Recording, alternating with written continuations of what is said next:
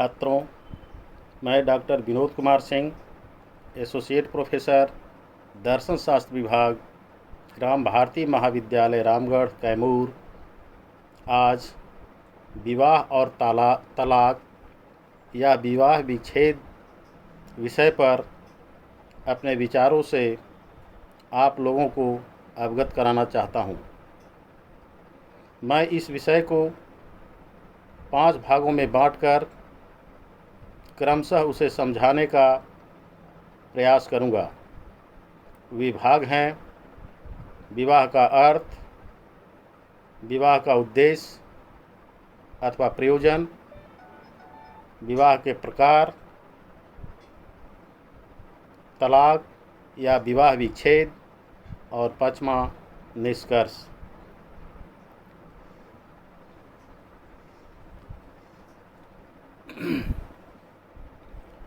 किसी परिवार में पुरुष और स्त्री के यौन संबंध के लिए स्वीकृत एवं स्थापित व्यवस्था विवाह है। पुरुष और स्त्री में यौन संबंध कई प्रकार के हो सकते हैं, यथा बलात्कार, निषिद्ध संभोग, व्यभिचार इत्यादि। जैविक दृष्टिकोण के अनुसार उनमें कोई भेद नहीं है, क्योंकि सबसे यौन लिप्सा की तृप्ति होती है, लेकिन समाज की दृष्टि से ये सभी यौन संबंध विवाह नहीं कहला सकते। गैर कानूनी और समाज से अस्वीकृत यौन संबंध को विवाह नहीं कहा जाता है। अब यहाँ यह विचारणीय है कि विवाह क्या है। विवाह मानव जाति में आत्मसंरक्षण, वंशवर्धन, जातीय जीवन आदि के सातत्व को बनाए रखने का प्रधान साधन है। सांस्कृतिक रूप से नियंत्रित एवं अनुशासित वैवाहिक संबंधों के तहत ही परिवार अस्तित्व में आता है। किसी परिवार में पुरुष और स्त्री के यौन संबंध के लिए स्वीकृत एवं स्थापित व्यवस्था विवाह कहलाता है। प्रत्येक समाज में अपने अपने रीति रिवाज तथा अनुष्ठान के द्वारा ही विवाह संबंध की स्थापना होती है, जिसके तहत यथासंभव पुरुष और स्त्री अस्थायी रूप से एक प्रेम सूत्र में बंध जाते हैं। अब हम विवाह का उद्देश्य अथवा प्रयोजन पर प्रकाश डालेंगे। विवाह व्यक्तिगत धरातल पर जैविकीय संतुष्टि अर्थात यौन संतुष्टि और मानसिक संतुष्टि अर्थात बाल बच्चे होने के कारण संतुष्टि दोनों को सुनिश्चित करता है। प्रायः यह देखा और सुना जाता है कि लिंग प्रवृत्ति को दबा देने से कई प्रकार के गंभीर मानसिक बीमारियों से मानव ग्रसित हो जाता है। अतः यौन संतुष्टि, सेक्स सेटिस्फैक्शन की नित्यांत आवश्यकता है। यौन तुष्टि तथा मानव जीवन तथा समाज में शांति के लिए सबसे उपयुक्त साधन विवाह ही है। विवाह के द्वारा स्त्री किसी खास पुरुष के साथ तथा पुरुष किसी खास स्त्री के साथ ही यौन संबंध स्थापित कर सकता है। यदि यौन प्रक्रिया में इस प्रकार का प्रतिबंध नहीं लगाया जाता है तो समाज में पुरुषों द्वारा स्त्रियों को प्राप्त करने के लिए काफ़ी होड़ होगी, जिसके तहत लड़ाई झगड़े होंगे और समाज में अशांति का माहौल उत्पन्न हो जाएगा। साथ ही साथ यदि एक पुरुष विभिन्न स्त्रियों के साथ यौन तुष्टि के लिए अग्रसर होता है तो उसे कई तरह की गंभीर बीमारियों के होने की संभावना बनी रहती है। अतः व्यक्ति और समाज दोनों के कल्याण के लिए समाज में शांति और सुरक्षा कायम रखने के लिए विवाह ही सबसे उपयुक्त साधन है। विवाह का दूसरा उद्देश्य प्रजनन की भावना और परिवार को कायम रखना है। परिवार ही समाज रूपी शरीर का रक्त कोष ब्लड सेल्स है। अतः परिवार जिस पर समूचा समाज आधारित है, विवाह की ही नींव पर खड़ा है। इस प्रकार यह स्पष्ट है कि विवाह यौन संबंध के लिए प्रमाण पत्र ही नहीं है, बल्कि परिवार बसाने के लिए सामाजिक आदेश पत्र भी है। विवाह का एकमात्र उद्देश्य केवल शारीरिक संबंध के द्वारा संतान की उत्पत्ति ही नहीं, बल्कि प्रेम और प्यार की भावना को जागृत करना भी है। संतान उत्पत्ति के बाद पति पत्नी का प्यार बच्चों के प्रति अगाढ़ हो जाता है। अतः विवाह के माध्यम से पति पत्नी में प्यार के साथ साथ अन्य सामाजिक भावनाएं यथा स्नेह, प्यार, ममता, सहानुभूति आदि जागृत होती है। विवाह पति एवं पत्नी दोनों को पूर्णांश प्राप्त करने का साधन है। अर्थोपार्जन के लिए पति पत्नी श्रम विभाजन से काम लेते हैं। प्रायः पुरुष बाहर का काम करता है और स्त्री घर का संपूर्ण कार्य संभालती है। पति पत्नी दोनों एक दूसरे के सुख दुख के सहभागी होते हैं। इस प्रकार यह स्पष्ट है कि पति पत्नी एक दूसरे के पूरक हैं। कुछ विचारकों ने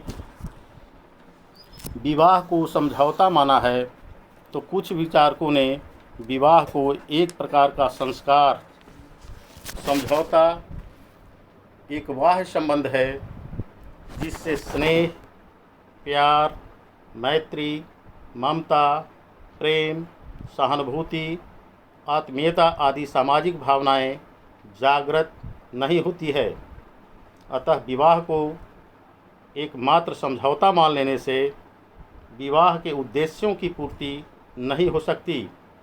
वास्तव में पति पत्नी के बीच प्रेम संबंध के साथ साथ उनके अपने बच्चों के प्रति स्नेह, प्यार, ममता आदि ऐसे संबंध हैं जो एक संस्कार के रूप में बदल जाता है। अतः विवाह एक समझौता नहीं, बल्कि यह एकमात्र संस्कार है। अब हम विवाह के प्रकार पर विचार करना चाहेंगे। प्राचीन हिंदू समाज में अंतर्विवाह तथा वही विवाह का प्रचलन था। अंतर्विवाह के अंतर्गत व्यक्ति को अपनी जाति में ही विवाह करना चाहिए। अपने ही वर्ग या जाति में विवाह करने से लौकिक यश की प्राप्ति होती है तथा अच्छी संतति उत्पन्न होती है। ये मान्यता धर्मशास्त्रों की है। वही विवाह के अंतर्गत गोत्र, प्रवर और सपिंड वही विवाह का रूप है। गोत्र वही विवाह के अनुसार एक गोत्र के स्त्री पुरुष से विवाह वर्जित है। प्रवर वही विवाह के अंतर्गत एक व्यक्ति के उनके पूर्वजों से है जो अग्नि की पूजा करते हैं। यह प्रथा अब प्रचलन में नहीं है। सपिन वही विवाह के अनुसार माता की ओर से 3 पीढ़ियों तक और पिता की ओर से 5 पीढ़ियों तक के रक्त संबंधियों से विवाह नहीं हो सकता है। हिंदू समाज में सपिंड विवाह वर्जित है। प्राचीन भारतीय समाज में अनुलोम अथवा प्रतिलोम विवाह की मान्यता है। अनुलोम विवाह में ऊंचे कुल का व्यक्ति नीचे कुल के व्यक्ति से विवाह करता है। प्रतिलोम विवाह में नीचे कुल का व्यक्ति ऊंचे कुल के व्यक्ति से विवाह करता है। इन दोनों तरह के विवाह की सामाजिक स्वीकृति में काफ़ी मतभेद है, परंतु इस तरह के विवाह संपन्न किए जा रहे हैं और वर्तमान समय में सरकार द्वारा इस तरह के विवाह को प्रोत्साहित किया जा रहा है। मनुस्मृति में विवाह के 8 प्रकारों का वर्णन है, जो ब्रह्म, दैव, आर्ष, प्रजापत्य, आसुर, गांधर्व, राक्षस तथा पैशाच हैं। ब्रह्मो दैवस्थाचारसः प्रजापत्य अस्थासुरः गांधर्वो राक्षसश्चैव पैशाचसत्त्वस् मोहधर्मः। ये मनुस्मृति में यह युक्ति है। श्रेष्ठ गुणों वाला शीलवान वर से विवाह ब्रह्म विवाह है। दान पुण्य कर कन्यादान देना दैव विवाह कहलाता है। वर से कुछ दान लेकर कन्यादान करना आर्य विवाह है। गृहस्थ धर्म के पालन करने का वादा कराकर कन्यादान करना प्रजापत्य विवाह कहलाता है। कन्या पक्ष को यथाशक्ति दान देकर धन देकर विवाह होना आसुर विवाह है।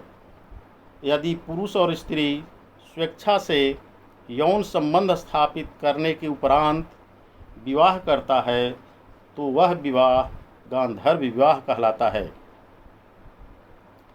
कोई शक्तिशाली व्यक्ति कन्या के इच्छा के विरुद्ध अपहरण कर विवाह करता है तो वह विवाह राक्षस विवाह कहलाता है।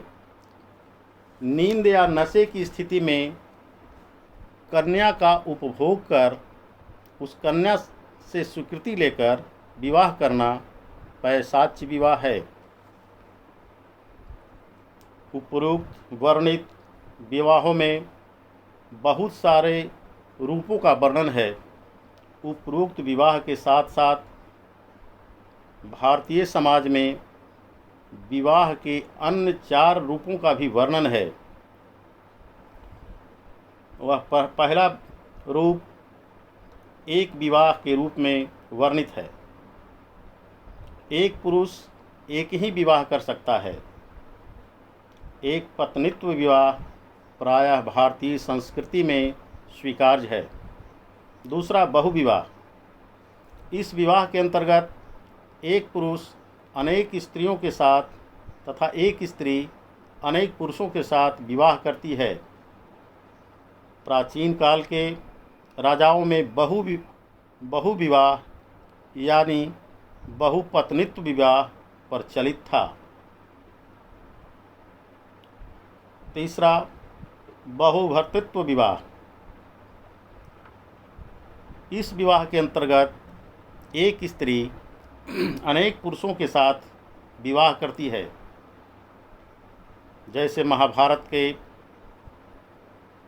पांडव द्रौपदी का विवाह। चौथा गिरोह विवाह के रूप में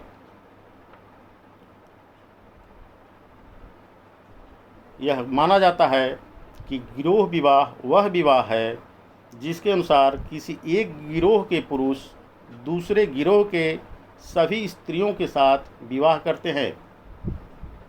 इस तरह के विवाह का प्रचलन पुराने ज़माने में था, जिस समय सभ्यता का विकास नहीं हुआ था। विवाह के उपरोक्त सभी प्रकारों में एक विवाह को ही आदर्श विवाह माना जाता है, जिसके तहत एक पुरुष एक स्त्री के साथ तथा एक स्त्री एक पुरुष के साथ विवाह कर सकती है। अब हम तलाक और विवाह विच्छेद पर विचार प्रकट करना चाहूँगा। हिंदू विवाह एक पवित्र संस्कार है जिसे सरलतापूर्वक समाप्त नहीं किया जा सकता। यही कारण है कि हिंदू विवाह के बारे में यह मान्यता है कि दो प्राणियों का संबंध जन्म जन्मांतर रहता है। वैवाहिक सूत्र में बंध जाने के उपरांत संबंध विच्छेद नहीं होना चाहिए। प्राचीन विचारकों ने कुछ अपरिहार्य परिस्थितियों में ही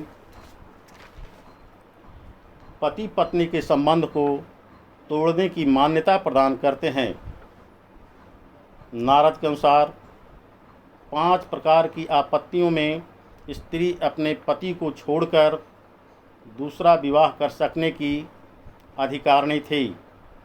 नष्टे मृते प्रवर्जिते च कलीवे च पतिते पतौ पतौ पंचस्वापत्सु नारीणाम पतिरन्यः विधीयते। अर्थात पति के नष्ट हो जाने पर, मृत हो जाने पर, सन्यासी हो जाने पर, नपुंसक हो जाने पर तथा पतित होने पर ही पत्नी अपने पति को छोड़कर दूसरा विवाह कर सकती थी। प्राचीन शास्त्रों में संबंध विच्छेद या तलाक संबंधी जो विचार मिलते हैं उनमें स्त्री की अपेक्षा पुरुष के अधिकार अधिक थे।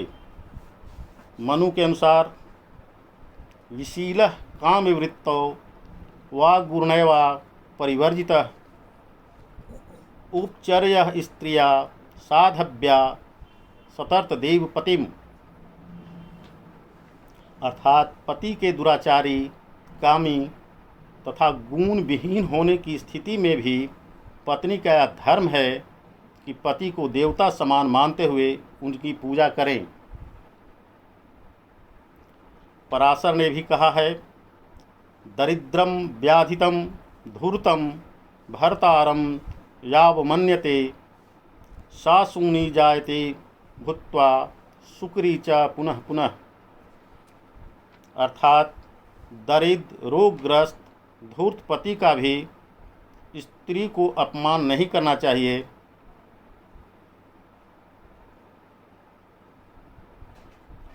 अन्यथा बारंबार उसका जन्म सुकरी तथा कुतियों के रूप में होता है।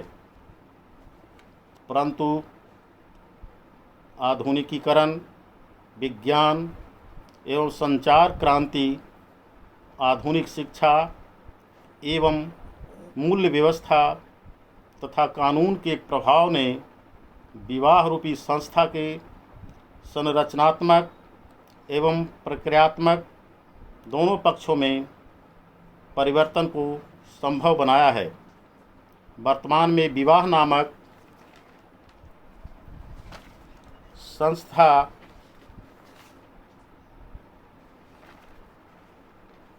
समाज के प्रतिमान में उपस्थित हुए हैं और इसमें जो परिवर्तन आए हैं वे तलाक के कारण बनते जा रहे हैं। वे तलाक के कारण हैं, पहला, विवाह पूर्व यौन संबंधों तथा मातृत्व एवं पितृत्व को वैधता प्रदान करने से विवाह के महत्व में कमी आई है। दूसरा, पति पत्नी के संबंधों में जिन आदर्शों को पूर्व में स्थापित किया गया था उन आदर्शों में कमी आई है। तीसरा, विवाह के स्वरूप में परिवर्तन भी तलाक का कारण है। जैसे लेस्बियन विवाह अर्थात लड़की का लड़की से विवाह तथा गे विवाह अर्थात पुरुष का पुरुष से विवाह, ये विविध के रूप में समलैंगिक विवाह का होना तलाक का कारण भी है। चौथा, जीवन साथी के चयन की प्रक्रिया में आज परिवर्तन देखने को आया है। वह पहला परिवर्तन है, विवाह में युवक युवतियों की राय का महत्व बढ़ता जा रहा है। और दूसरा परिवर्तन यह है कि विवाह में परिवार के स्थान पर व्यक्ति को महत्व दिया जा रहा है। तीसरा, विवाह में विज्ञापन प्रौद्योगिकी को महत्व दिया जा रहा है, जो प्राय आज विज्ञापनों में देखा जा रहा भी है, जैसे जीवनसाथी.com, शादी.com, भारत मैट्रिमोनी आदि विशेष रूप में इनका विज्ञापन देखा जा रहा है। चौथा, निषेध संबंधी नियमों जैसे अंतर्जातीय विवाह, वरही विवाह, प्रतिलोम आदि का कमज़ोर पड़ना भी तलाक का एक प्रमुख कारण है। पाँचवा, विवाह संबंधी रीति रिवाजों में परिवर्तन भी तलाक का कारण है, जैसे परंपरागत रीति रिवाजों का आधुनिकीकरण होना। दूसरा, कोर्ट मैरिज के प्रचलन को बढ़ावा देना। और तीसरा, विवाहों का बाजारीकरण होना। अब हम उपर्युक्त